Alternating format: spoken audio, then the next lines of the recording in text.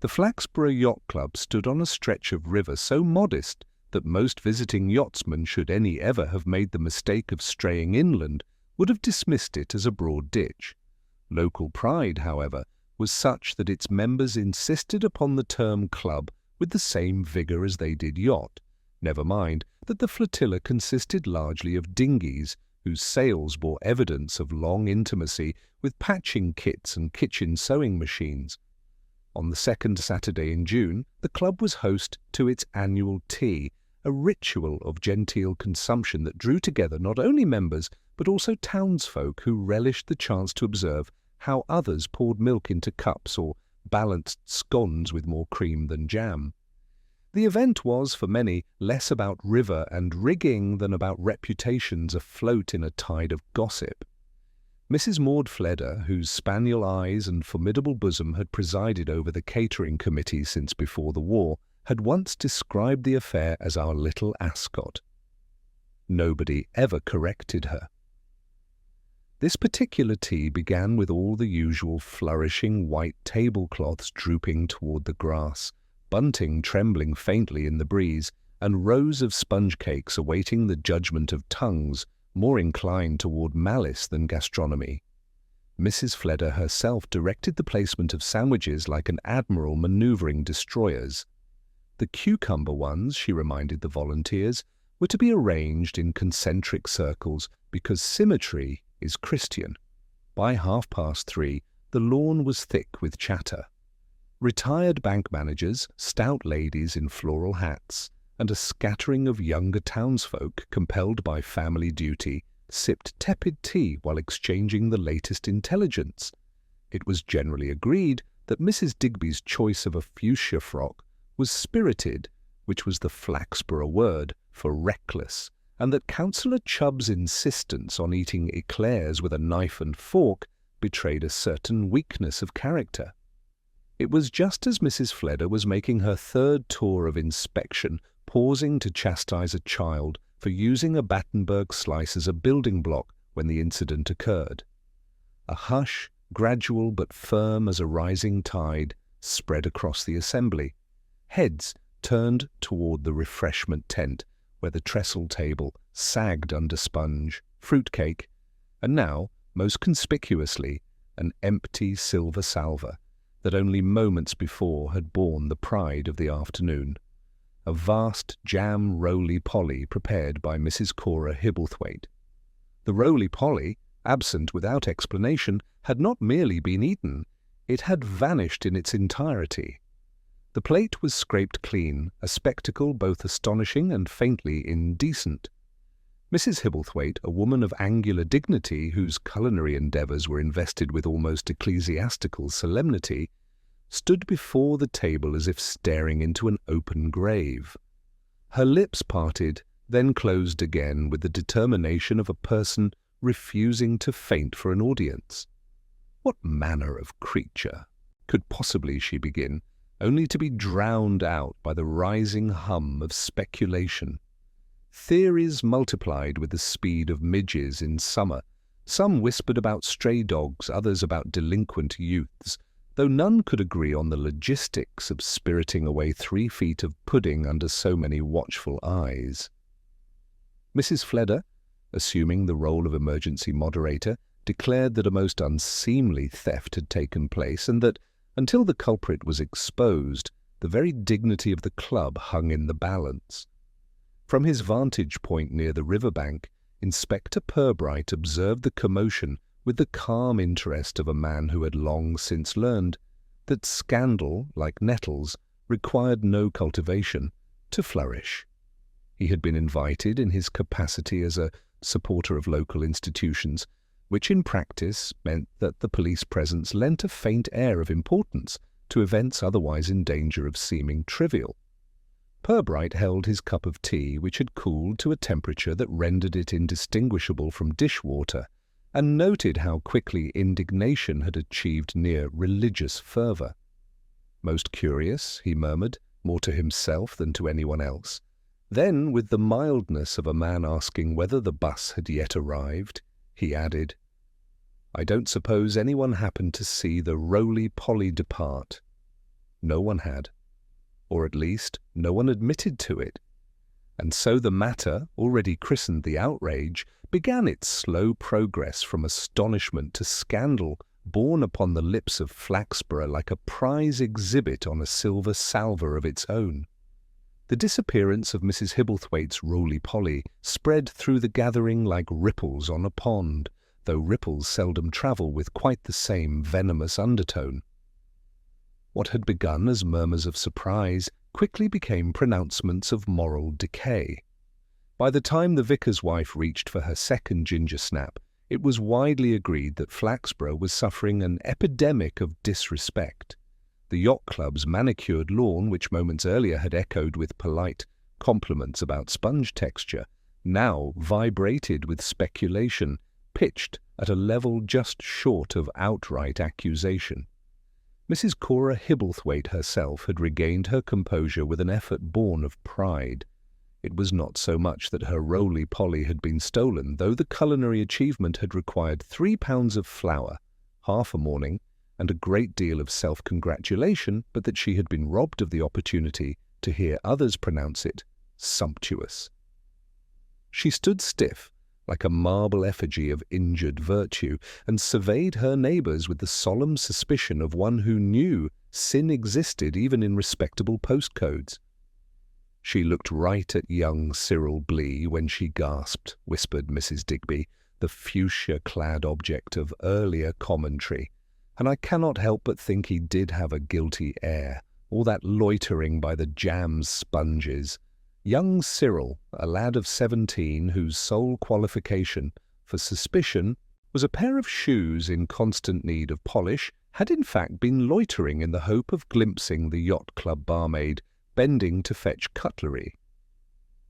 His misfortune was to appear idle in the precise moment of calamity. The town's mothers, never inclined to trust adolescents, now regarded him with a severity that suggested his next confession should be made to the magistrate rather than the parish curate.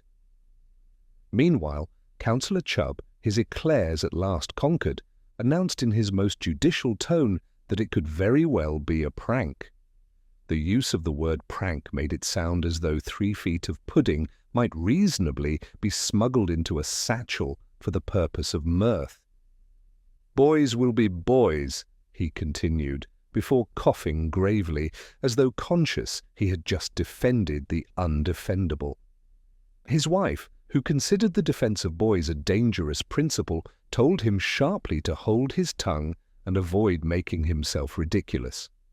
Across the lawn, gossip bred fresh branches. A cluster of women near the lemonade jug insisted it had been the work of outsiders, probably travellers. That the nearest encampment lay 12 miles away was deemed irrelevant. The accusation carried the virtue of tradition. Another set, chiefly the wives of drapers and insurance men, concluded that the pudding had been spirited away by some poor soul with an appetite. This was not intended as sympathy, but rather as a judgment that hunger itself was indecent when committed in public. Inspector Purbright, who had remained a politely silent witness throughout these speculations, allowed his gaze to wander across the little crowd. He noted with mild curiosity that people's eyes seldom rested on Mrs. Hibblethwaite for long. Pity was unfashionable in Flaxborough, and the sudden absence of her pudding had made her a figure of faint embarrassment, like a hostess who had lost control of the weather. Instead, most faces sought each other, hunting for signs of guilt or complicity, and thereby displaying both with equal vigour. Sergeant Love, summoned from his brief patrol of the boat sheds by a gesture from his superior, approached with his customary air of solemn usefulness. "Shall I fetch the constables, sir?" he asked, in a voice suggesting the possibility of setting up barricades. "That won't be necessary just yet," Purbright replied, sipping the dregs of his tea. "I rather think the roly-poly is unlikely to cross the county line at speed." His eyes twinkled faintly at his own joke, though Love failed to detect it. Mrs. Fleder, meanwhile, had declared the gathering blighted and suggested everyone retire indoors for speeches. She was a woman convinced that any catastrophe might be contained by the singing of hymns or the rearranging of chairs. But the crowd resisted. They preferred scandal in the open air. And so, in the lengthening shadows, the discussion thickened until it bore less resemblance to gossip than to a public inquiry with refreshments. Theories grew ever more baroque.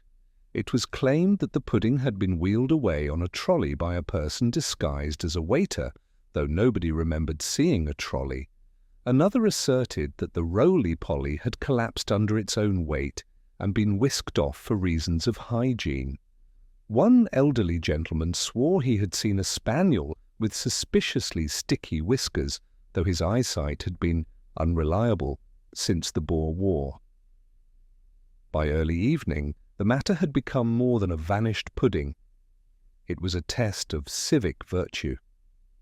People spoke of it as one might a burglary at the cathedral or a defalcation at the borough treasurer's office. The Yacht Club Committee, a collection of men who owned more blazers than boats, convened urgently in the cloakroom to draft a statement. Its contents were to reassure the membership that appropriate steps would be taken, though what these were remained as vague as the river itself. Purbright, watching their solemn procession back and forth, allowed himself a small sigh. He was under no illusions as to the seriousness of the crime. Even if the pudding's absence were never explained, no insurance policy would be affected, nor any conscience permanently disturbed. Yet he knew Flaxborough well enough to understand that in such a place, small disturbances often cloaked larger currents. People revealed themselves in gossip more nakedly than they ever would in confession. Already he had observed not only suspicion but envy, rivalry, and an eagerness to apportion blame that seemed to point beyond mere confectionery. That night, the town itself began its own embroidery. By the time the evening bus deposited its last passengers in the square, it was common knowledge that the roly-poly had been stolen in order to conceal evidence. What evidence, and of what crime, nobody could say, but the thrill of such ambiguity was delicious. Householders relayed the tale across supper tables, embellishing each detail until a mere pudding had swollen into a symbol of declining standards, hidden sins, and municipal decay. Mrs. Hibblethwaite, returning to her house with the empty salver clutched like a relic, found herself the object of furtive sympathy from neighbours leaning out of windows. She held her head high, though her back ached, and resolved that the theft would never be forgotten, not so long as she had breath to recount it. Her account, of course, would always place her roly-poly at the very heart of Flaxborough's civic virtue. In the police station next morning, Purbright listened as Sergeant Love dutifully relayed the latest rumours collected from shopkeepers and bus drivers. One claimed the pudding had been seen floating downstream on a makeshift raft. Another swore a stranger had offered slices at a pub 2 miles away. Love recited each with earnest seriousness, while his inspector jotted notes that looked suspiciously like doodles of sailing boats. "Thank you, Sergeant," Purbright said at last. "I think we had best make a few polite inquiries. There is usually more truth in how people tell their stories than in the stories themselves." Love looked puzzled, but nodded, already composing the questions he would put to the boatyard lads. For him, crime was always a matter of footprints and alibis. Purbright, however, suspected that the true trail lay in the currents of human vanity, always shifting, always betraying. And so, while the rest of Flaxborough continued to feast on rumour, the inspector prepared to begin his own meal, one of patience, conversation, and the slow tasting of human folly. Inspector Purbright began his inquiries in the way Flaxborough expected of him, with a walk of unhurried purpose, a nod here, a small pleasantry there, and a patient willingness to let others speak first. He found, as he usually did, that people were eager to talk, provided they could talk about someone else. The theft of the roly-poly, now elevated by repetition into the great yacht club outrage, offered every soul in town a chance to prove their insight. Purbright listened to them all with an expression of courteous interest, while in truth he was listening less to the words than to the little currents beneath them, the pauses, the emphasis, the eagerness with which blame was shifted.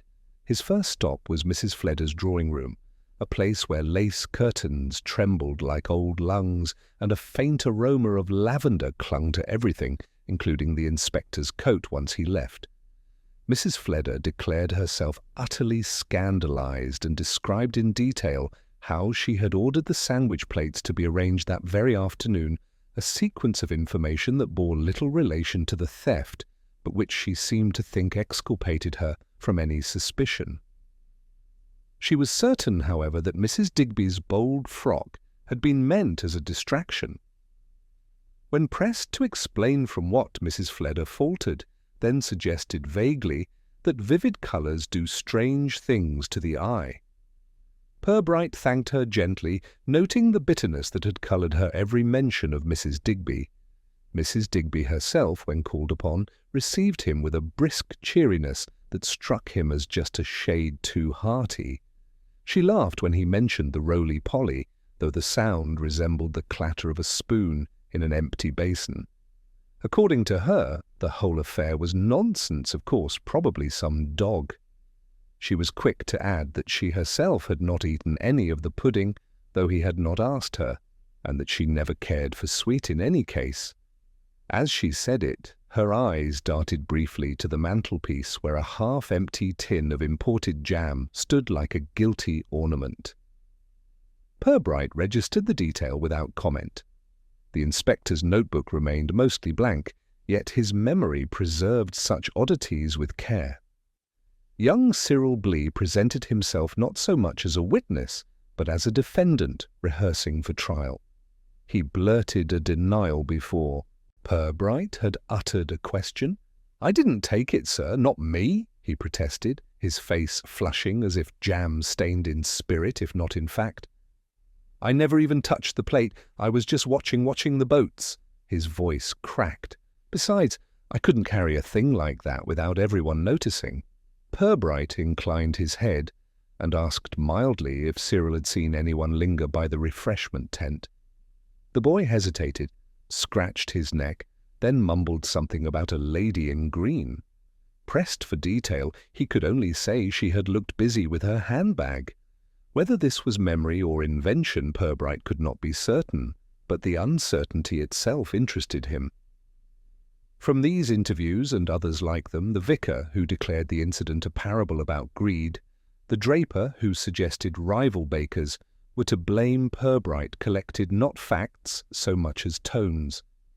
He heard pique, defensiveness, eagerness to divert suspicion, and even an undercurrent of rivalry about whose cakes received most admiration. The roly-poly, he realized, had been more than pudding. It was a stage upon which the town's vanities had strutted, and now that it was gone, all those vanities were naked. Sergeant Love, dutiful as ever, compiled lists of names and times which he recited as though the matter were a bank robbery. Purbright listened, nodding, but it was the sergeant's afterthoughts that struck him. "Funny thing, sir," Love remarked. Mrs. Hibblethwaite was very quick to call it theft. Almost before anyone else noticed, it was gone. Purbright let that observation hang in the air, not from suspicion, but from recognition that haste often revealed more than delay. He merely said, "Indeed," and went on trimming the end of his pencil. In the days that followed, the gossip did not subside, but swelled. At the High Street grocer's, women whispered that the roly-poly had been cursed. At the post office, clerks joked nervously that a black market in puddings was operating. Mr. Bristow, the tobacconist, swore he overheard a stranger ask whether anything sweet had been left unsupervised, which seemed to him an unmistakable clue.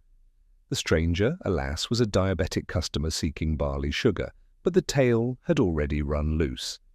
By the third evening, Purbright found himself invited with thinly veiled desperation to Mrs. Hibblethwaite's own home. She received him in a parlour as stiff as her posture. On the table lay the empty salver, polished to a gleam, as if it were a corpse laid out for mourning. "Inspector," she began, her voice brittle, "I demand this crime be pursued with the utmost seriousness. To rob a woman of her culinary offering before the eyes of her neighbours is, well, it is an attack upon decency itself." Purbright inclined his head gravely, though he doubted many criminal codes included such an offence. She went on to catalogue, in great detail, the hours of labour invested, the quality of jam used, and the certainty that envy lay at the root of her humiliation. "There are those," she said darkly, "who cannot bear another woman's success."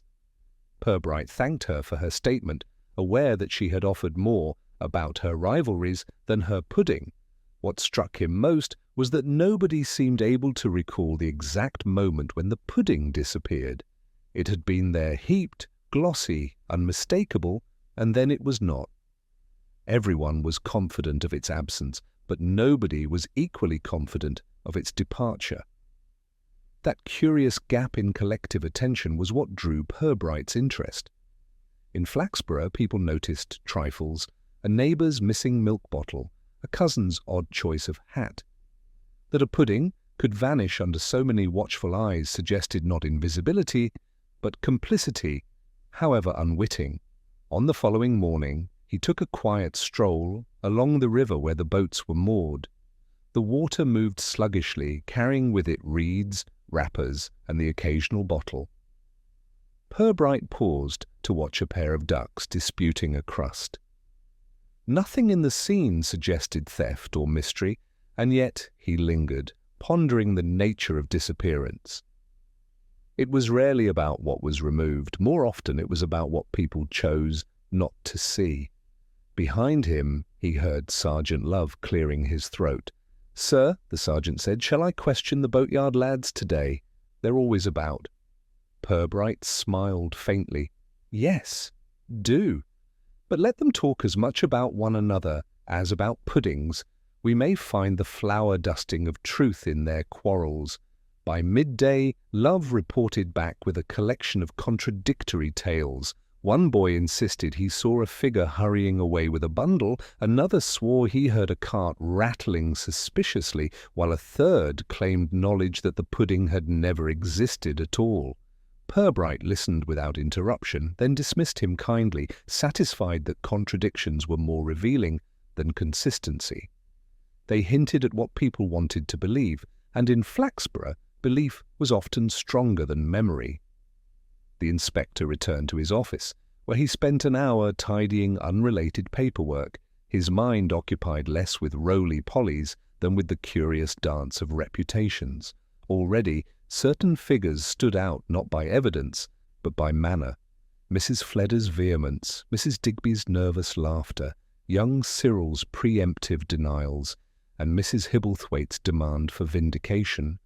All were small threads in what promised to be a tapestry of pettiness and pride.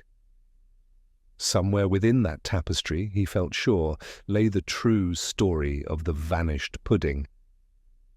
He leaned back in his chair, folding his hands, and allowed himself the ghost of a smile.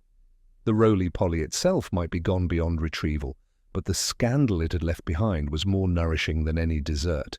And it was that scandal rippling, embellishing, inflating, that would guide him gently, inexorably, towards the truth. Inspector Purbright's inquiries, gentle though they were, soon began to attract the sort of attention that transforms idle chatter into solemn conviction. People who had been eager to speculate when nothing was at stake now became cautious, suddenly aware that they might themselves be woven into the story. This awareness produced a curious effect. Denials sprouted in places where no accusation had been laid, and explanations flourished before questions had been asked. It was, Purbright reflected, much as though the entire town had taken to rehearsing alibis for a crime that, at least in law, barely existed. He noticed it first when calling on Councillor Chubb at his offices above the High Street haberdashery. Chubb, who generally considered himself above minor scandals, had already arranged his desk into a display of probity. Papers stacked neatly, fountain pen poised, spectacles polished. "Inspector," he began with the gravity of a man addressing Parliament, "I understand you are inquiring into the unfortunate loss of that dessert." The hesitation before dessert suggested his reluctance to dignify roly-poly with full recognition. He was quick to add that he himself had been deep in conversation with the mayor during the critical moments. "You may ask him," he declared, as though producing a notarized certificate. Purbright merely inclined his head, knowing well that a man who volunteers an alibi for trifles might one day have need of one for more serious offences. At the mayor's office, however, the inspector found less enthusiasm for collaboration. His worship confessed that he had no recollection of Chubb's remarks. "One talks to so many people at these affairs," he explained, eyes sliding toward a clock, "and I cannot be expected to keep track of every éclair enthusiast." The mayor's refusal to support Chubb's narrative suggested either forgetfulness or deliberate mischief. In Flaxborough the distinction was often negligible. Meanwhile, Mrs. Digby had grown defensive in public. She told her friends that she would not be made the scapegoat for some overcooked pudding, and that if anyone suggested otherwise, she should demand satisfaction. The nature of this satisfaction was left vague, though it was whispered she had consulted her solicitor about the possibility of slander. Such defiance naturally ensured that her name was mentioned more often and with greater relish. At the grocer's counter, customers muttered that she had looked far too pleased with herself that afternoon. At the milliner's, her frock was declared to have been chosen with ulterior motives. What these motives might have been, no one said, but each listener nodded as though enlightened. Young Cyril Blee, poor lad, endured the opposite fate. His protestations of innocence were met with indulgent smiles that told him nobody believed a word. The more he swore he had seen a mysterious lady in green, the more his hearers concluded he had invented her as a shield. Worse, the lady in green seemed to multiply in the retelling.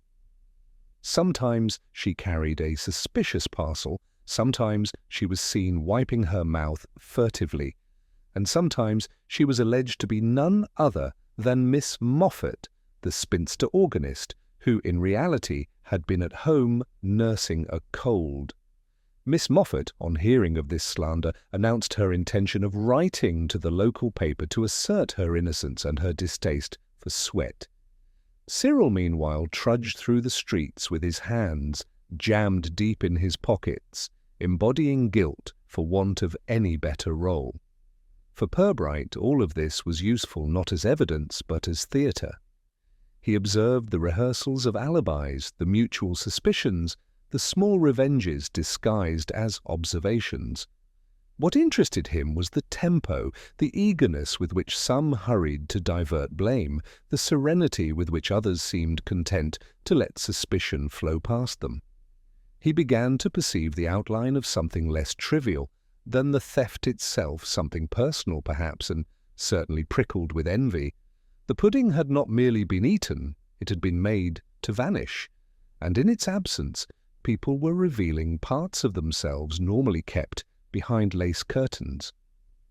One evening, Purbright and Sergeant Love walked together from the police station to the river where a faint mist hovered above the water. Love, clutching his notebook, recited fresh reports gathered from townsfolk. One said the pudding had been hidden under a tablecloth, another insisted it had been spirited away in a motor car. Love concluded with the gravest of tones, and Mr. Beddoes swears blind he saw a slice offered for sale at the railway buffet. Purbright let the mist curl around him before replying. "A buffet slice of roly-poly," he said softly, "would have to be as thick as a Bible to contain the whole." "Did Mr. Beddoes buy it?" Love looked startled. "No, sir, he didn't." "Then it remains," said Purbright, "a story worth precisely the price paid." The inspector's thoughts circled back, again and again, to Mrs. Hibblethwaite. She had been first to raise the cry of theft, and her wounded dignity continued to fill the air like a cologne. He wondered, not with suspicion so much as curiosity, whether she herself had noticed something she would not admit. Pride was often a padlock on the tongue. Her insistence that envy was at the root of the outrage suggested she already had a particular person in mind. But who? The obvious rival seemed to be Mrs. Digby, whose dresses and laughter attracted as much comment as her baking did not.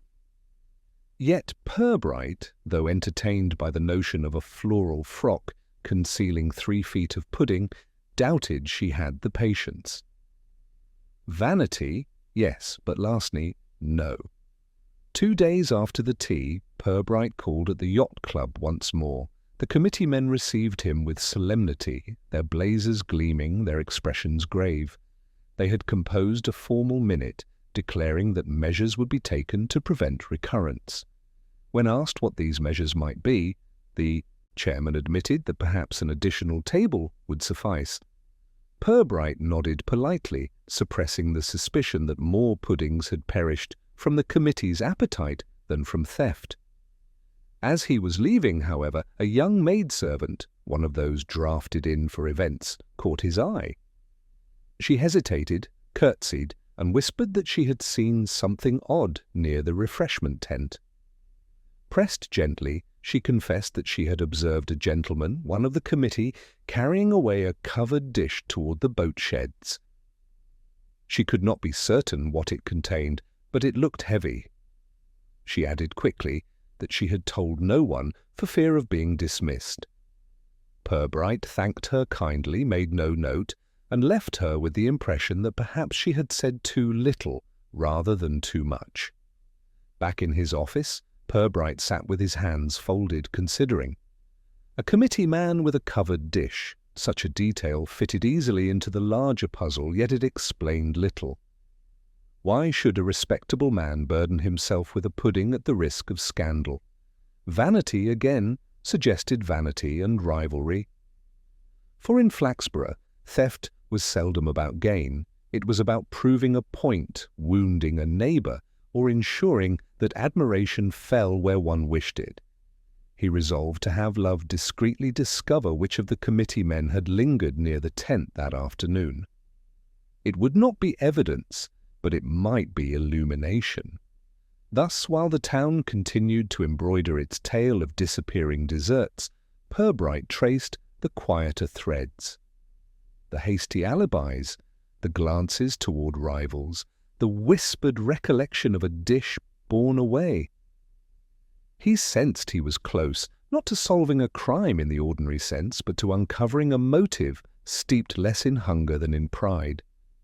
And in Flaxborough, he thought with a faint smile, pride was often the richest dish of all. Sergeant Love returned 2 mornings later with a report that, to his mind, should have settled the matter neatly. "It was Councillor Chubb, sir," he announced with a kind of gloomy triumph, as though presenting a body. He was seen carrying something away from the refreshment tent. Covered dish, heavy. Love tapped his notebook. "Matches the maid's account exactly." "I'd say that's our man." Purbright looked up from his desk with mild curiosity, the point of his pencil hovering in mid-air. "Indeed. And where, pray, was Councillor Chubb said to be carrying this dish?" "Toward the boat sheds, sir. According to young Willie Crook, who was skiving off his chores and had a good view. Said Chubb walked quickly like he didn't want to be seen." Purbright set the pencil down and folded his hands. "Sergeant, it is always agreeable to have witnesses who confirm one another, but when their testimony concerns the theft of a pudding, and when both stand to gain in the telling, one must tread carefully." "Did Willie Crook by chance also describe the contents of the dish?" "No, sir. Just that it looked weighty." He reckoned it might have been full of trifles. Love paused, though I reminded him it was a roly-poly what went missing, not trifle, a sound correction. Purbright's eyes twinkled faintly. But we must be wary of trifles in all its forms. Did Councillor Chubb himself account for his movements? Love shifted uneasily. He said he was simply fetching a plate of sandwiches to the committee room, sir. Claimed he never touched Mrs. Hibblethwaite's pudding. A declaration, you'll observe, made without any invitation from us. Purbright leaned back. The councillor is a man of bluster, but bluster does not usually extend to burglary. Still, I would not dismiss the possibility that sandwiches may, on occasion, masquerade as pudding in memory's eye. He let the sergeant wrestle with this before adding, "We shall visit him again, gently."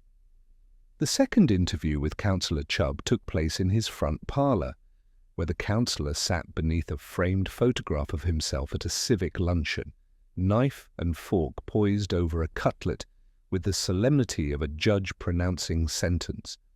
Purbright, unfailingly polite, asked about the committee's duties on the day of the Yacht Club tea. Chubb grew expansive. He described how he had spoken to the mayor, conferred with the secretary, encouraged the ladies over their trays, and ensured that the bunting hung straight. And then, of course, he added, "I noticed the sandwiches dwindling and thought it proper to replenish." "From the refreshment tent?" Purbright asked mildly. "Yes, indeed, though I can't recall if anyone observed me. My mind was on logistics. And you carried them in a covered dish?" Chubb hesitated. "Yes." "Well, one must keep flies off." "Very commendable," Purbright murmured. He allowed a silence to stretch, during which Chubb fidgeted with his cufflinks. The inspector then inquired whether the sandwiches ever reached the committee room. Chubb stared at him with the wounded dignity of a man wrongly accused of gluttony. "Naturally they did," he said.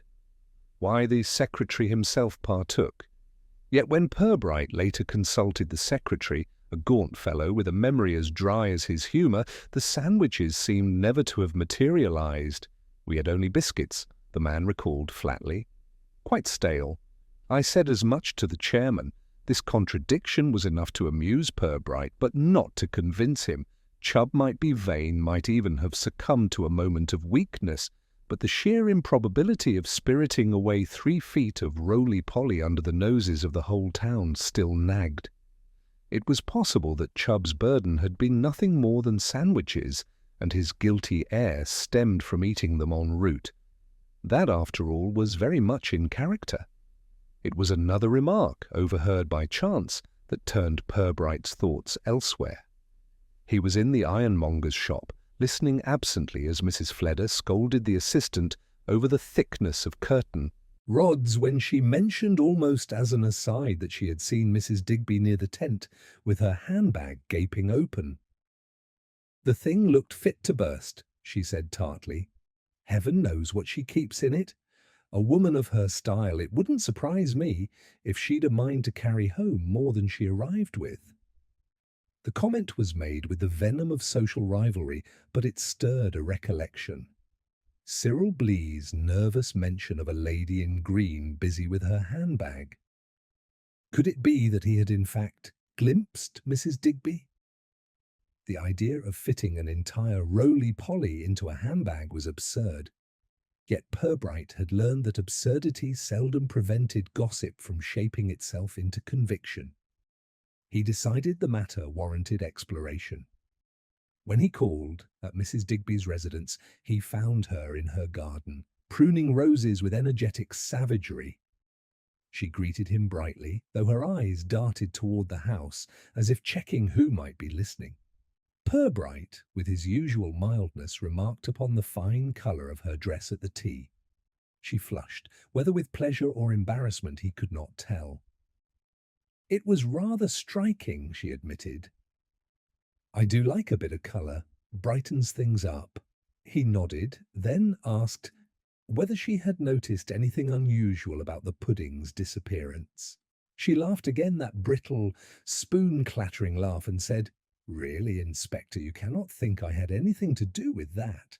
Why, I wouldn't even know how to carry such a thing. Besides, I dislike sweets."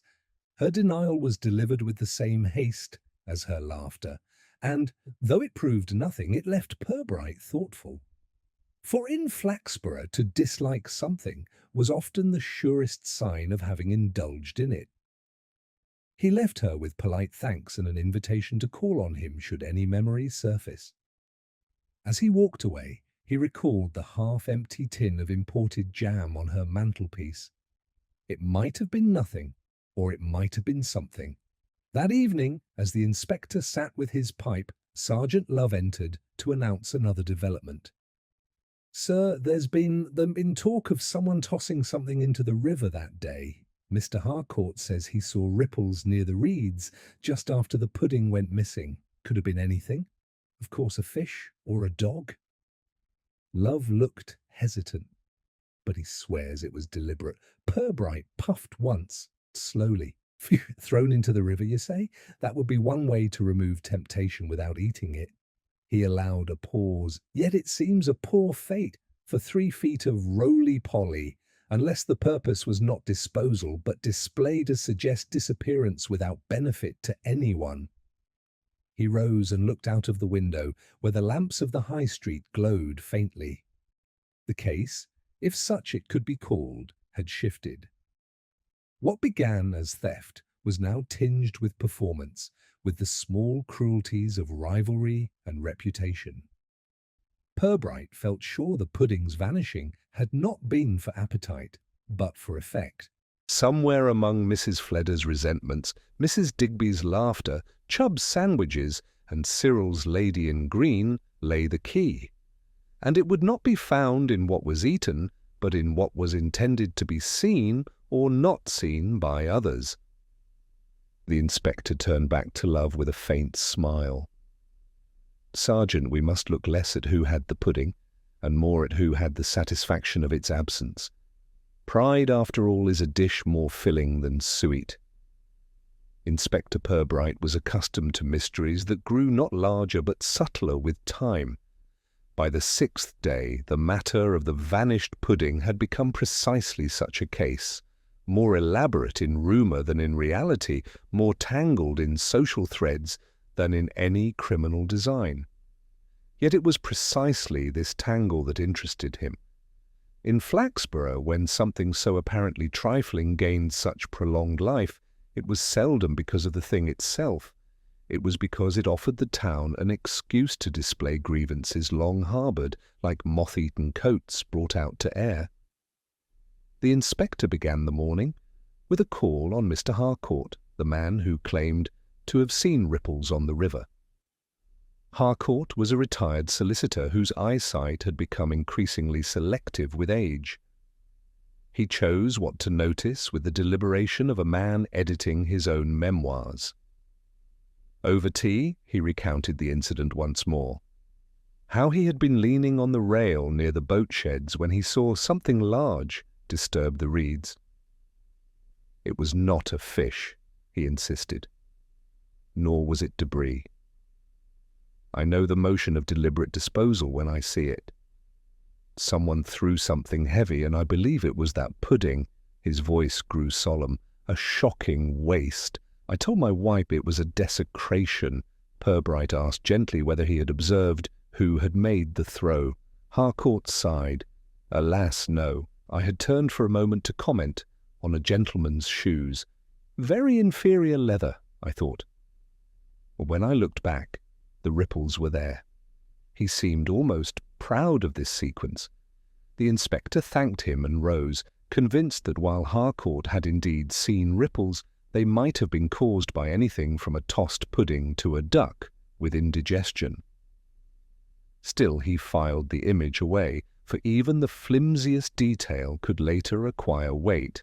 On his way back, he paused by the churchyard, where Miss Moffat, the organist wrongfully suspected of pudding theft, was cutting flowers for the altar. She greeted him with the prim satisfaction of one unjustly accused, and therefore morally elevated. I hope, Inspector, that you will make it plain I was nowhere near that club. The very notion. Swait does not agree with me." She sniffed, and I have always maintained Mrs. Hibblethwaite puts too much jam. Purbright inclined his head gravely. "I shall certainly mention your views, Miss Moffat."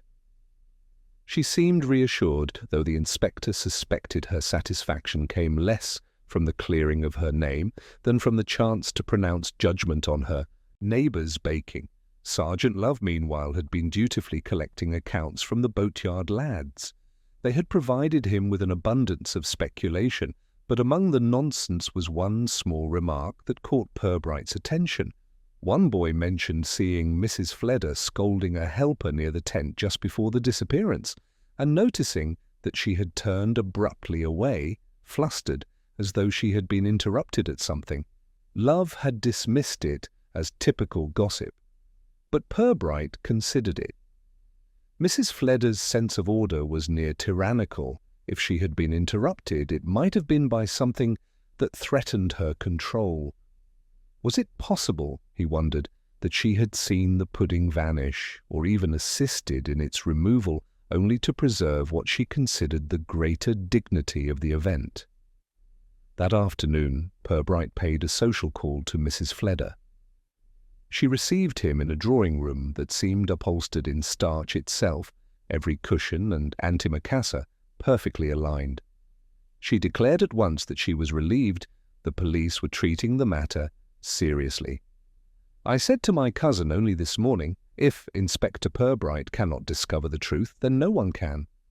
She gave him a look that suggested he had already failed. Purbright listened to her lengthy theories, which implicated alternately Mrs. Digby, Cyril Blee, and foreign elements, though she was unable to specify what foreigners might want with a pudding. He asked at one point whether she herself had noticed anything unusual at the table. She hesitated, just for a heartbeat, then replied, "Nothing of consequence, Inspector." It was the phrase that caught his attention. Most people would have said nothing at all. To Mrs. Fleder, consequences mattered more than facts. He left with the faintest suspicion that she knew more than she admitted. As the week advanced, the scandal acquired still more embroidery. It was rumoured in the draper's shop that Mrs. Digby had invited guests to tea the following day and served them a mysterious pudding suspiciously lacking in jam. Another tale suggested Councillor Chubb had been seen eating alone in his garden with a dish of something suey. Meanwhile, young Cyril, wearied of protest, had grown almost defiant, remarking loudly in the tavern that if I had taken it there wouldn't be a crumb left to find. This was received as both proof of guilt and proof of honesty, depending on which table one overheard. Purbright, however, began to focus less on who might have physically carried away the pudding, and more on who had profited most from its absence. Mrs. Hibblethwaite's prestige had, if anything, swelled. She was now a figure of tragic nobility, her culinary martyrdom spoken of in tones usually reserved for fallen statesmen. Mrs. Fleder, too, had found renewed authority in presiding over the scandal, directing suspicion like a conductor leading an orchestra. Chubb, though flustered, seemed oddly energized by the notoriety, as though being half suspected of pudding theft lent him the gravitas of a statesman surviving a crisis. Only Mrs. Digby appeared genuinely unsettled, her brittle laughter growing sharper each time the subject arose. Purbright considered that the guilty party, if guilt was to be understood in its fullest Flaxborough sense, might not be the one who carried the pudding, but the one who best enjoyed its absence. One evening, Purbright sat with Sergeant Love in the station, reviewing what they knew. Love insisted that the only sensible explanation was that someone had eaten it on the spot. 3 feet of pudding, he said solemnly, could be consumed by several men working in concert. Purbright smiled faintly. "Indeed, Sergeant, but such men would have been observed." No, I think we are dealing with something less literal. The roly-poly has become less a dish and more a weapon. Whoever made it disappear wished to injure pride rather than stomach. Love looked puzzled, then ventured. So you mean it's not the pudding, sir, but the quarrels? Precisely, said Purbright. And quarrels are never so indigestible as when served cold. His thoughts were confirmed the next day when a note arrived, unsigned, pushed under the station door. It contained only a single line. Ask her why she polished the plate before anyone else had spoken. Purbright turned the slip of paper over, considering. The pronoun could refer to any of the women involved, but his mind went at once to Mrs. Hibblethwaite. She had indeed stood by the empty salver with remarkable composure for a woman just robbed. And hadn't she been first to name it a theft, even before others realized? It was more than possible that the pudding had been sacrificed by its very creator, removed from sight in order to cast herself as a victim and thereby eclipse all rivals. He sat back, pipe smoke curling upward, and allowed the pieces to settle. Mrs. Hibblethwaite had spoken of envy as the motive. She might well have been correct, only it was her own envy she described, dressed as righteousness. If she had contrived the disappearance, she had also contrived to make herself the centre of every conversation in Flaxborough, and in that she had succeeded more fully than if her roly-poly had been eaten and praised. Purbright resolved not to confront her yet, better to wait, to watch how she bore her triumph, to see whether a carefully placed question might prick the bubble. For the inspector knew that in Flaxborough the scandal was never complete until someone enjoyed it too much. It was during the following days that the scandal, which had begun with the disappearance of a pudding, took on the curious habit of producing fresh incidents like mushrooms after rain. The first of these came from a quarter so unexpected that even Sergeant Love, usually the last to be surprised, blinked in honest bewilderment when he reported it to Purbright. "Sir," he began, lowering his voice though, "they were alone in the station. There's been another, well, I suppose you'd call it an outrage. Mrs. Digby's garden has been interfered with. Someone's gone and scattered flour all over her roses." He consulted his notebook as though to check the roses had indeed been involved. "She says it's a warning." Purbright raised an eyebrow. "Flour?" "Yes, sir. A whole bag by the look of it. White dust everywhere. She's in quite a state. Said it reminded her of the pudding affair." Love hesitated. "Do you think there's a connection?" Purbright smiled faintly. "Flour connects many things, Sergeant. Bread, cakes, puddings, tempers. But warnings in Flaxborough are usually delivered in the form of pointed remarks at church socials, not by sifting baking supplies onto flower beds. Still, we mustn't ignore the symbolism." He rose, adjusted his jacket, and said he would call on Mrs. Digby at once. She received him in her parlour, eyes bright with both indignation and theatrical distress. "Inspector, it's persecution. First they whisper that I had something to do with that dreadful pudding business, and now they are attacking my home. Roses, mind you, roses covered in flour. Do you know what that does to petals?" She waved her arms, though it was unclear whether the petals or her reputation pained her most. "Someone is determined to ruin me." Purbright soothed her with polite murmurs. He asked whether she had quarrelled recently with anyone. "Quarrelled? Certainly not. Though Mrs. Fleder has always been jealous of my dresses, and Mrs. Hibblethwaite, well, she cannot bear that I am liked by men." This last assertion was delivered with a defiant toss of the head. Purbright made a mental note. The lady in green, the handbag, the brittle laughter, each detail pointed back to Mrs. Digby, yet always with the flavour of someone more accused than accuser. The flower episode suggested less a culprit than a campaign to keep her in the role of suspect. Leaving her house, he met Sergeant Love returning from an interview with a neighbour. "No one saw anything, sir. But there's talk that the flour bag came from the grocer's. Only one sold this week, and it was to Mrs. Hibblethwaite. He looked pleased with himself, as though the case might be ready for tying with string. Purbright did not share the enthusiasm.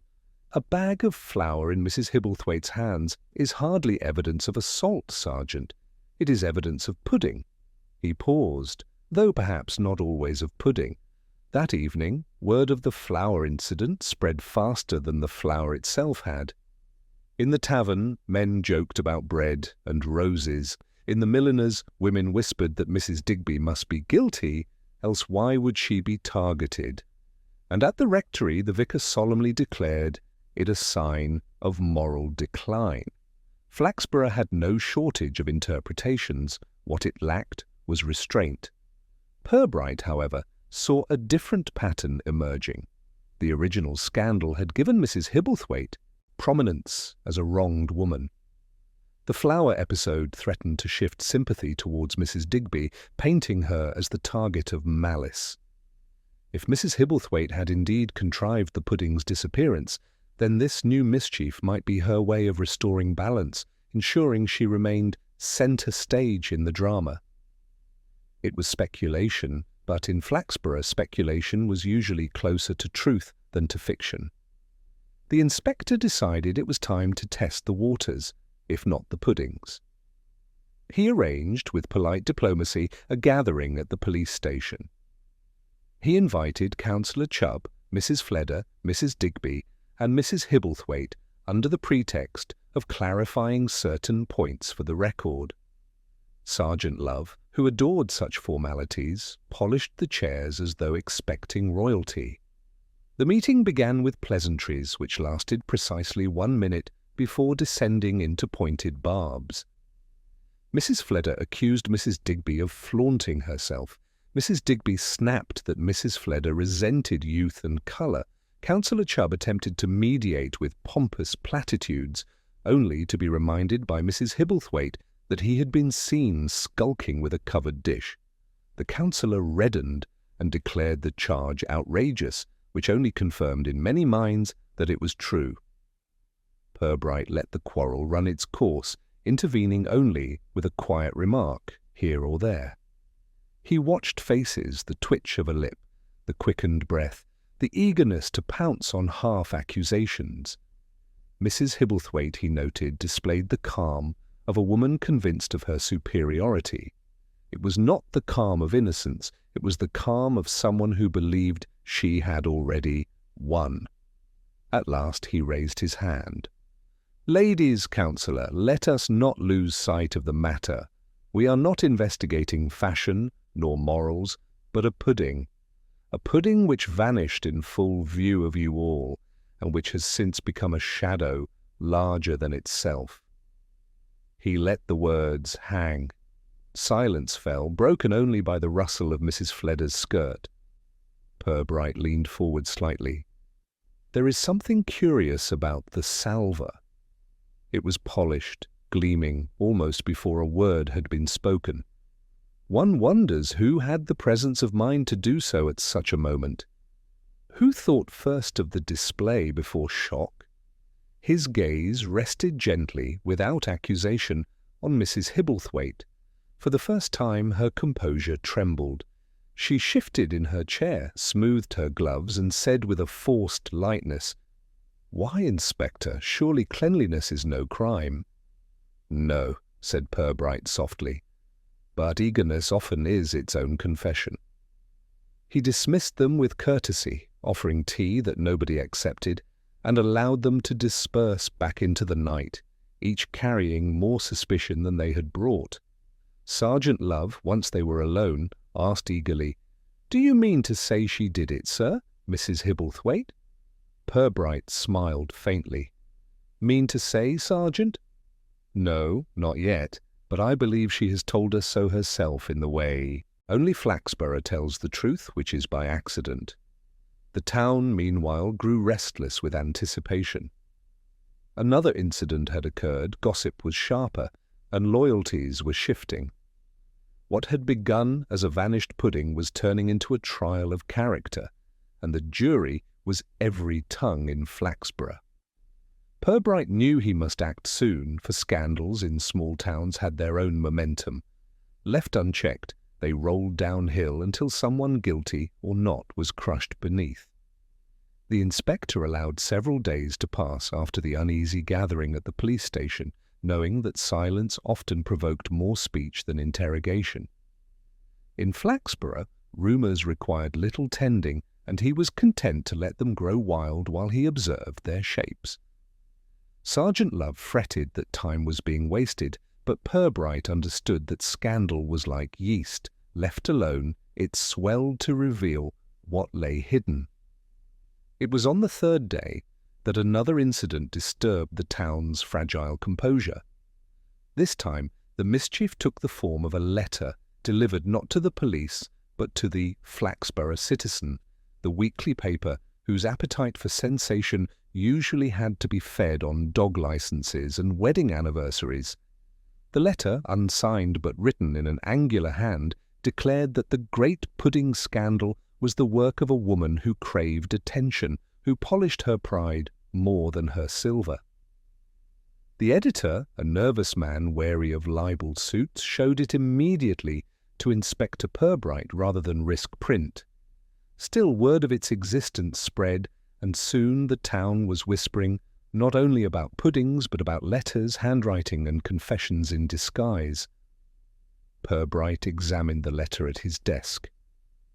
The phrasing struck him less as confession than performance. Whoever wrote it wanted the scandal prolonged, not resolved. The inspector's eyes lingered on the words that polished her pride, echoing his own remark about the salver at the meeting. It was either coincidence or cunning, and in Flaxborough both tended to appear together. He slipped the letter into an envelope, saying nothing, but his suspicions deepened. Meanwhile, Mrs. Hibblethwaite moved through the town like a monarch wronged, receiving condolences and indignation in equal measure. She seemed to thrive on the attention, her angular dignity sharpened with every retelling. It was an attack upon womanhood itself, she declared at the church bazaar, ensuring her voice carried to Mrs. Digby's stall. Mrs. Digby responded with brittle laughter and sold more marmalade in an hour than she had in a month. Rivalry, it seemed, was good for trade. Councillor Chubb, increasingly flustered by his lingering association with the covered dish, attempted to restore his reputation by hosting a luncheon at his home. He insisted on serving ham and trifle, as though to prove that he had never harboured any roly-poly. Yet his guests, watching him slice ham with nervous precision, whispered that guilt was written on his brow. The poor man succeeded only in deepening suspicion by overfeeding it. Purbright, who attended with courteous patience, remarked afterwards to Love that Chubb is innocent of pudding, but not of folly. The flower incident in Mrs. Digby's garden continued to colour perceptions. Some said she had staged it herself to draw sympathy, others that it was a cruel joke by Mrs. Fledder. Mrs. Fledder, for her part, declared that she would never waste good flour on roses. She insisted she had spent the entire evening inventorying the tea sets lent for the club event, a claim which impressed nobody, since her obsession with crockery was legendary. Yet the detail of her flustered turning away, mentioned by the boatyard boy, nagged at Purbright. He wondered what exactly she had seen that day, something so inconvenient she preferred silence to scandal. At last, Purbright decided to seek her out privately, choosing a quiet afternoon when the town's attention was elsewhere. He found her in her garden, trimming geraniums with the severity of a schoolmistress cutting paper. After a few pleasantries, he asked if she remembered her moment of distraction at the tent. She looked startled, then pursed her lips. "I cannot think what you mean, Inspector. I have always said it was Mrs. Digby. That frock was a signal, plain as day." Purbright inclined his head. "Signals are useful, but they seldom carry puddings. I wondered rather if you saw who carried something away." Her shears paused. For a moment she seemed on the verge of speech, but then she shook her head. I saw nothing of consequence. The same phrase as before. Purbright left her with a bow, convinced more than ever that she had seen something, perhaps not the thief, but the act itself, and was determined to bury it beneath propriety. By now the scandal had passed beyond amusement into irritation. Shopkeepers sighed when customers raised it. The vicar preached vaguely about envy, and even the children, once delighted by the gossip, began to invent wilder tales merely to keep themselves entertained. One story had the pudding stolen by smugglers, another that it was concealed in the mayor's hat. Purbright knew the time was approaching to act. Scandals, left unresolved, soured like milk. They turned from harmless fun into bitterness, and bitterness in Flaxborough could last for decades. That evening he sat by the station fire with Sergeant Love, reviewing the case not as a policeman, but as a reader of character. "Consider, Sergeant," he said, "what this pudding has achieved. Mrs. Hibblethwaite has become the heroine of every drawing-room. Councillor Chubb has found himself more talked about than ever before. Mrs. Digby has acquired both pity and suspicion in equal measure. Even Mrs. Fleder has secured fresh authority as the custodian of moral indignation. All are better known today than they were a fortnight ago." He puffed his pipe. "The pudding has vanished, but reputations have multiplied." Love frowned. "But that doesn't tell us who took it, sir." "On the contrary," Purbright replied gently, "it tells us who needed it gone." The sergeant scribbled in his notebook as though the answer might leap out if he wrote it firmly enough. But Purbright was in no hurry. He would wait for one more incident, one more careless word, before tying the threads. Scandals, like puddings, required slow cooking. It came sooner than expected. 2 mornings later, the Citizen carried a small advertisement under miscellaneous. It read, "Lost silver, salver belonging to Yacht Club. Finder please return anonymously to avoid embarrassment." Purbright read it twice, then folded the paper with quiet satisfaction. The salver, of course, had never been lost. It had been in Mrs. Hibblethwaite's parlour, gleaming like a trophy. The advertisement was clumsy, unnecessary, and therefore revealing. Someone was growing nervous, someone who feared the inspector's steady gaze might soon settle fully upon them. Whoever had placed the notice had hoped to muddy the waters by suggesting confusion where there had been certainty.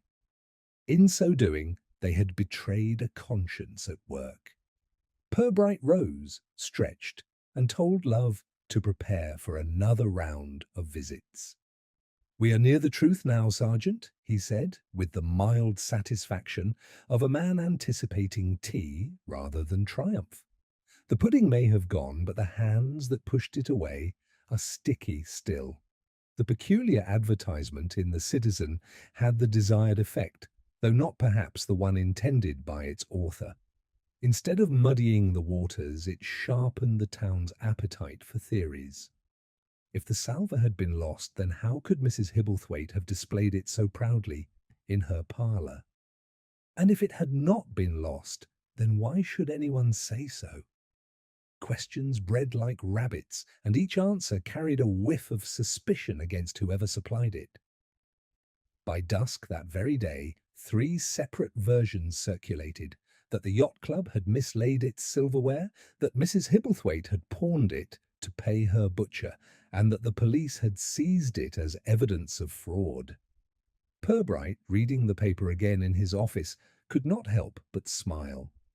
"It is curious, Sergeant," he remarked, "how even nonsense can be instructive. A person who invents confusion is usually one who feels clarity closing in." Sergeant Love, eager as ever, suggested they trace the advertisement back through the newspaper office. Purbright agreed, though with the air of indulging a child. The editor, harried by the sudden influx of gossip hunters, admitted that the notice had been delivered by hand, with the fee paid in coins. No name given, he said nervously, but the handwriting, well, I thought it looked like a woman's. Spiky, if you know what I mean. Purbright thanked him and accepted the slip of paper, noting the angular script. It reminded him faintly of Mrs. Hibblethwaite's lists for the bazaar, though he said nothing to Love, who might gallop too eagerly toward conclusion. On his way back from the newspaper office, the inspector paused at the grocer's. Mr. Wendon, the grocer, prided himself on discretion, yet could seldom resist the lure of telling the police what everyone else was buying. He leaned across the counter and whispered, "Another bag of flour went this week, Inspector. Sold to Mrs. Fleder. Said she wanted to experiment with new recipes. New recipes, mind you, at her age." He chuckled, clearly convinced this was damning evidence of villainy. Purbright only nodded, murmuring that culinary innovation was always risky, and left with a modest packet of tea, which he had no need for, but considered a fair price for the information. It was not the flour itself that interested him, but the eagerness with which each purchase was tied by gossip to the scandal. People were not merely trading goods, they were trading suspicions. That evening Purbright visited the vicar, ostensibly to return a borrowed book. The clergyman, a man whose sermons leaned heavily upon moral decay, was delighted to discourse upon the pudding affair as proof of his thesis. "You see, Inspector, envy is at the root of it. Pure envy. One woman could not abide another's triumph, and so she destroyed it, just as Cain envied Abel." He nodded solemnly, as though quoting Genesis absolved him of gossip. Purbright listened, content to let the vicar sermonize himself into certainty. The remark was not new. Mrs. Hibblethwaite herself had spoken in much the same way, but its repetition in another's mouth confirmed how carefully she had sown that seed. If the town echoed her words, it was because she had wanted them repeated. Meanwhile, Mrs. Digby, still smarting from the flour incident, grew more defensive with each passing day. At a gathering of the Women's Institute, she declared she was being persecuted, and that some women cannot tolerate beauty or gaiety. This drew nods from the younger members, but raised eyebrows among the older ones, who thought her vanity showed. Afterwards, whispers spread that she must be guilty after all, for only the guilty protested so much. Purbright observed her from a distance at the market, noting her restless hands and the forced brightness of her smile. She was not the sort who could keep a secret long. If she had been the culprit, she would already have betrayed herself in some careless word. Her very defensiveness was proof of her innocence, or at least of her exclusion from the heart of the plot. Councillor Chubb, on the other hand, grew more agitated as his luncheon failed to quell the whispers. He accosted Purbright on the high street, puffing and red-faced. "Inspector, I demand you clear my name. This is becoming intolerable. People are saying I devoured the pudding in one sitting. Do I look the sort of man capable of such gluttony?" Purbright, who considered the councillor's girth answer enough, murmured soothingly that investigations were ongoing. Chubb departed in a huff, which, if anything, made him look guiltier to the watching townsfolk. Purbright reflected that in Flaxborough, to protest innocence was to guarantee suspicion. Silence, not denial, was the only safe refuge, and very few people in town possessed the discipline to remain silent. It was then that Purbright resolved upon a quiet test. He arranged for Sergeant Love to spread a rumour, harmless but sharp, that the police had discovered traces of jam on a handkerchief near the boat sheds. He knew full well no such handkerchief existed, but he also knew that in Flaxborough rumours worked more swiftly than warrants. The next day the story had spread like spilled ink, and with it came reactions worth observing. Mrs. Digby laughed too loudly when she heard it. Councillor Chubb dismissed it with pompous scorn. Mrs. Fleder declared it perfectly disgusting. But Mrs. Hibblethwaite's response, reported to Purbright by a neighbour, was silence tight, lipped, pale, and visibly unsettled. she had said nothing which in her case was louder than any outcry. The inspector spent that evening writing letters, none of which had to do with puddings, while reflecting on human appetites. The roly-poly had not been eaten, or if it had, that was the least important part of its fate. Its disappearance had been an act of theatre, a gesture designed to wound and to elevate.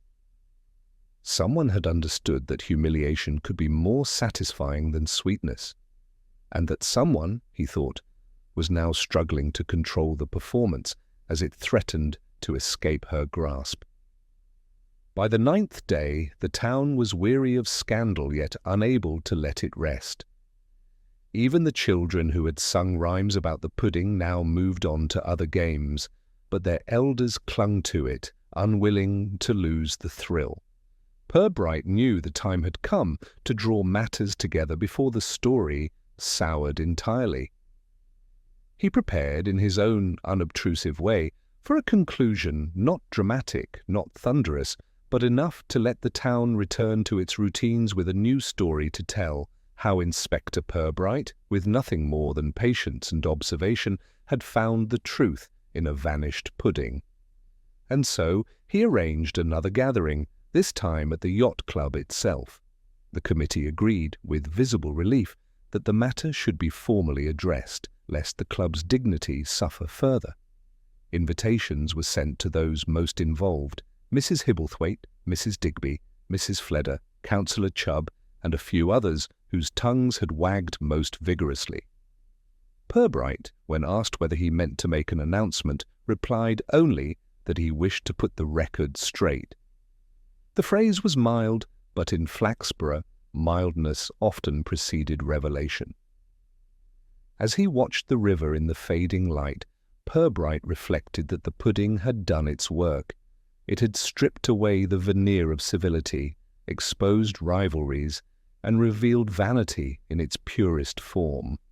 The roly-poly was long gone, perhaps sunk in reeds or sliced in secret, but the truth it carried remained. And the truth, he thought with a faint smile, was always more nourishing than pudding. The Yacht Club meeting took place on an evening damp with mist, the kind that clung to lamps and blurred the outlines of boats along the riverbank. Within the clubhouse, however, the air was thick, not with fog, but with apprehension. The committee had arranged chairs in neat rows, though the symmetry did little to prevent the atmosphere of a tribunal. Councillor Chubb sat stiffly at the front, his blazer straining across his stomach, while Mrs. Fleder occupied a place of prominence near the tea-urn, her bosom rising like a rampart against impropriety. Mrs. Digby, dressed less boldly than usual, affected an air of dignity, wounded but unbowed. Mrs. Hibblethwaite, angular and severe, placed herself at the centre, as though the evening had been convened in her honour. Inspector Purbright entered with his customary mildness, greeting each with equal courtesy, as though unaware of the tension vibrating in the room. Sergeant Love followed, carrying a notebook and wearing the solemn expression of one about to witness history. When the murmurs subsided, Purbright cleared his throat and said, "Ladies, gentlemen, I am grateful for your attendance. Our purpose this evening is simple, to set the record straight regarding the unfortunate incident of the roly-poly." He paused, his gaze travelling calmly across the assembled faces. It is not the law that is at stake, but reputation. And in Flaxborough, as we know, reputation is no trifling matter. The remark produced a ripple of nervous laughter. Purbright allowed it to pass before continuing. He began by recounting the events as known, the pudding displayed, admired, and then mysteriously vanished. The salver left polished almost before shock had taken hold, the rumours that had since multiplied, from dogs to smugglers, from handbags to boat sheds. Each detail he spoke of without emphasis, his voice quiet and deliberate, as though reciting minutes rather than conducting an inquiry. Yet the effect was magnetic, for in his evenness lay the suggestion that he had already reached a conclusion. Much has been said, Purbright went on, about who might have carried away the pudding. Councillor Chubb with his covered dish, Mrs. Digby with her capacious handbag, even poor young Cyril Blee, who had only his innocence to recommend him. Yet no account has ever satisfactorily explained how such a large confection could vanish without notice. And so I considered not the mechanics, but the motive. Why should anyone wish the pudding gone? He let the question hang, then answered it himself.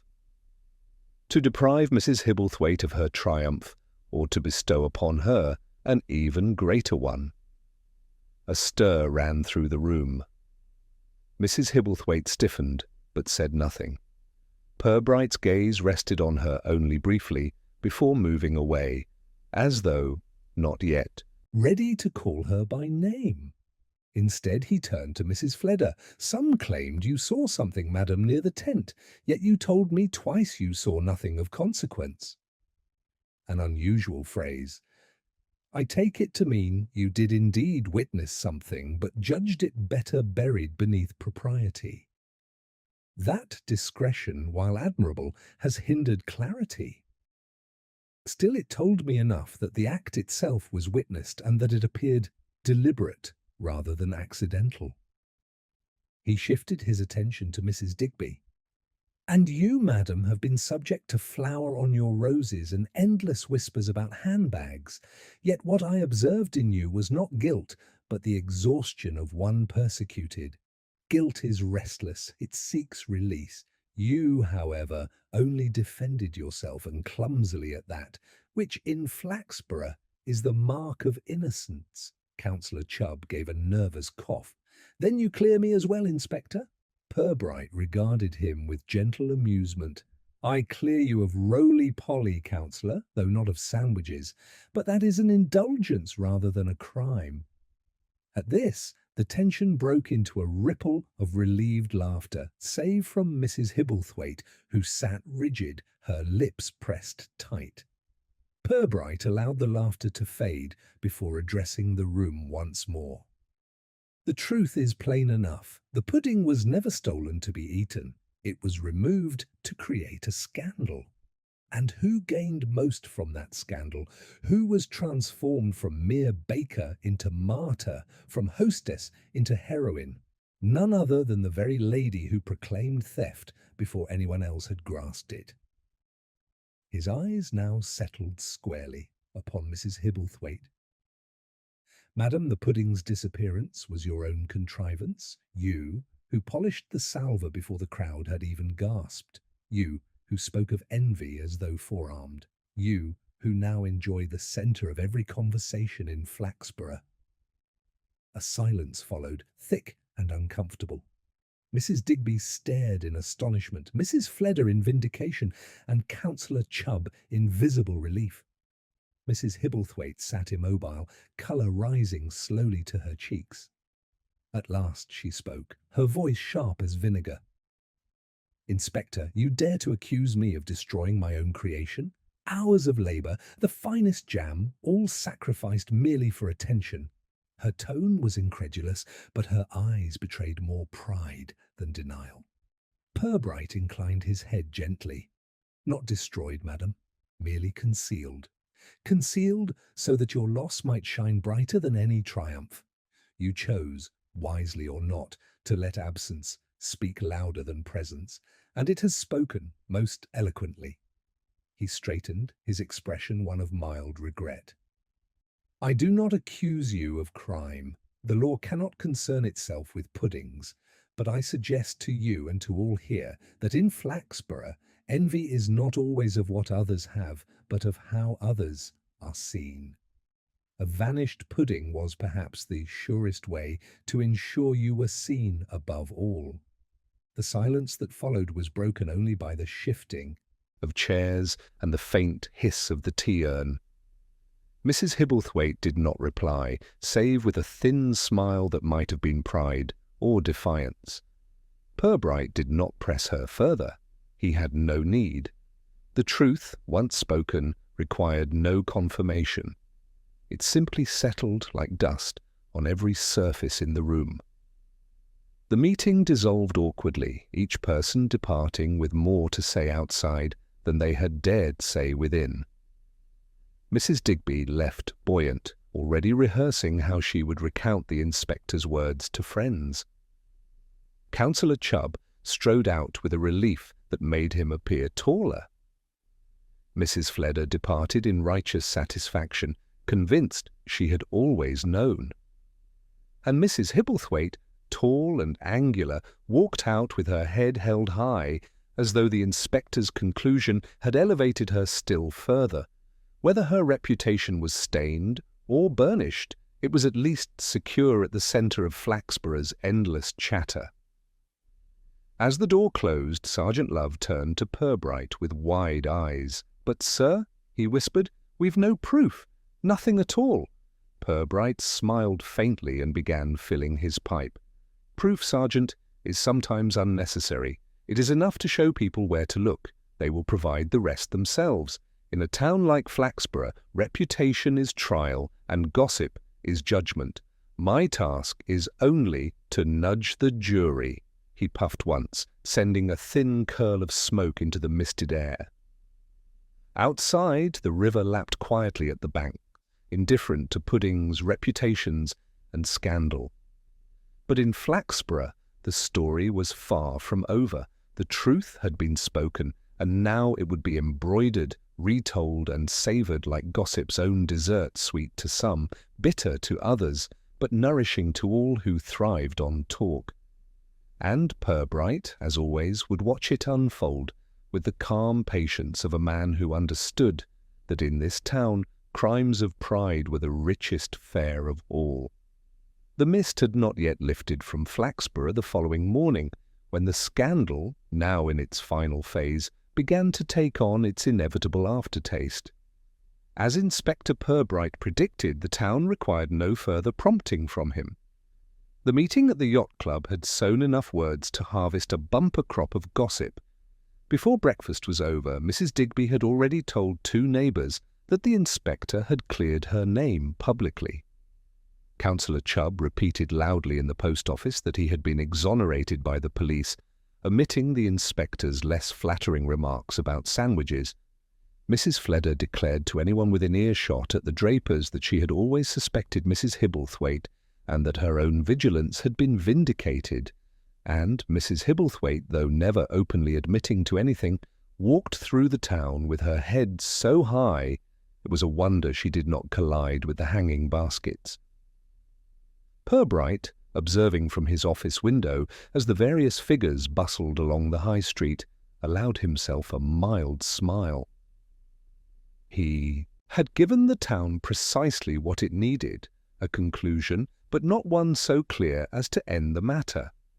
For in Flaxborough, scandal did not die with certainty. It only thrived on ambiguity. The inspector had delivered enough truth to quiet the clamour, but enough doubt to let tongues wag for months. It was a balance he had perfected over years, and one he considered far more useful than prosecutions or evidence. Sergeant Love, however, remained unconvinced. "But, sir," he said, for the third time that morning, "she got away with it. Mrs. Hibblethwaite shall never admit it, and we've no proof to make her." He frowned at his notebook, where every contradictory statement was underlined twice.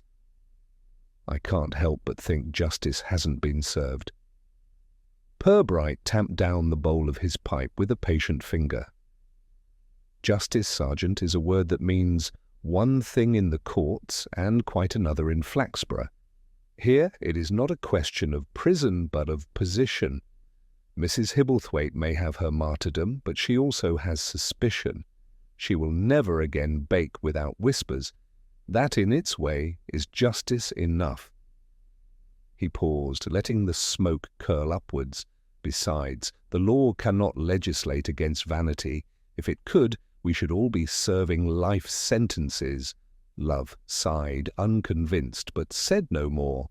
He knew from long experience that his superior's calm was immovable, and indeed Purbright's attention had already drifted elsewhere, to a report about a stray cow causing havoc in a cabbage patch, an incident far less complex, though no doubt equally fertile for scandal.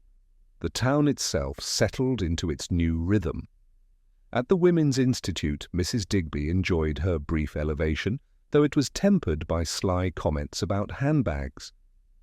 Councillor Chubb attempted to capitalize on his ordeal by speaking at length about the importance of civic dignity, but his audience heard only the word ordeal and nodded sympathetically without much listening. Mrs. Fleder assumed the role of unofficial chronicler, telling each version of events as though she had personally overseen the investigation. And Mrs. Hibblethwaite, for all her hauteur, could not entirely escape the undercurrent of doubt. Her puddings, once accepted with deference, were now examined with curiosity, as though each might contain a secret compartment. At the Yacht Club itself, the committee attempted to restore dignity by instituting a new rule. All future refreshments were to be cut into portions before being displayed, thereby preventing the disappearance of entire puddings. The decision was greeted with solemn approval, though privately many felt it robbed the events of spectacle. "A cake without grandeur," remarked one member, "is like a yacht without sails." Still the rule was passed, and the scandal enshrined itself in the minutes of the club as the incident of the vanished roly-poly, destined to be whispered about for years to come whenever sponge or sweat appeared on a table. Purbright himself resumed his paperwork, his expression as mild as ever. He received visitors who came ostensibly to thank him for restoring order, but in truth to gather hints about what he had really concluded. To each he gave the same answer. It was all very unfortunate, but quite instructive. He never said in what way, leaving each to interpret it as they pleased. Some took it as confirmation of Mrs. Digby's innocence, others as proof of Mrs. Hibblethwaite's guilt, and a few as an indictment of the entire town. All were satisfied, which was exactly what Purbright intended. On a quiet afternoon, he walked once more to the river, where the water moved sluggishly under the pale sky. The reeds whispered faintly in the breeze, and a duck paddled with comic solemnity. He paused, pipe in hand, and reflected not on evidence or proofs, but on the curious satisfaction people took in scandal. The pudding had nourished no one's stomach, but it had fed the whole town's appetite for drama, rivalry, and the small pleasures of superiority. It had revealed pride in its rawest form, not in crime, but in character. And that, Purbright mused, was more revealing than any confession. When he returned to the station, he found Sergeant Love waiting with a fresh report. "Nothing further to note, sir," the sergeant said gloomily. "People have gone back to their usual complaints." Purbright nodded. "Excellent. Then we may do the same." He seated himself at his desk, opened a file on licensing applications, and applied his pencil with the serenity of a man perfectly content to let scandal return to gossip, and gossip to silence. And so the town settled, as it always did, into its routines. The scandal of the Yacht Club tea became a story told with relish at teas and suppers, each retelling adjusted to flatter the teller. Mrs. Hibblethwaite remained proud, Mrs. Digby remained defensive, Mrs. Fleder remained censorious, and Councillor Chubb remained pompous. Nothing had truly changed, and yet everything had, for the pudding's absence had revealed more of Flaxborough than its presence ever could. Inspector Purbright, as always, filed his notes quietly, offered no pronouncements, and left the town to judge itself. The case of the vanished roly-poly was closed not by arrest, not by evidence, but by the gentle certainty that the truth had already been spoken, and that in Flaxborough that was more than enough.